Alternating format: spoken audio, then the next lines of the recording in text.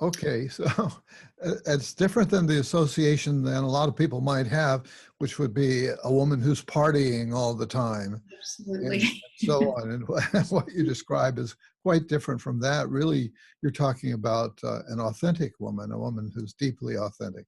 Deeply authentic, natural.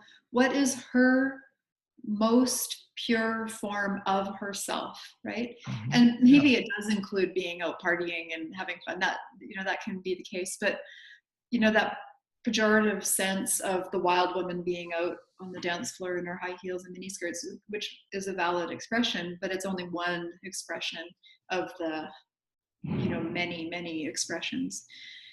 Okay, and you referred to the wild woman archetype.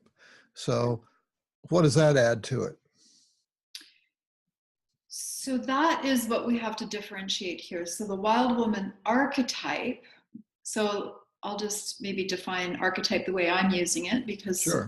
these words are big words we're throwing around. I'm using it in the sense that it is a predetermined or original energy force or field that is pre-existent, and it's very stable. It is what it is. So to make an example, an acorn will always produce an oak.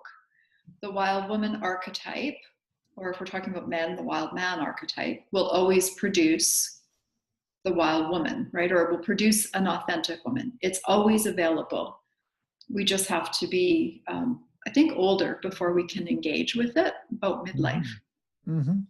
And part of what it connotes to me is a kind of timeless pattern that's always been around and accessible to tap into either willingly, or sometimes one might be seized by it.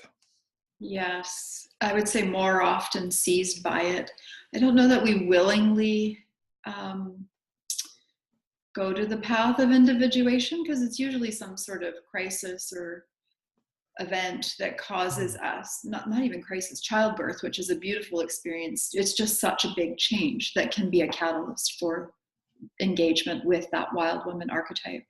I also think it's important, because I like to give credit where credit's due, that Clarissa Pinkola Estes originally named and brought out of shadow the wild woman archetype, and that was in '92, I think it was.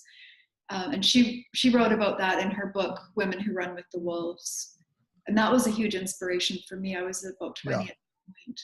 Mm-hmm.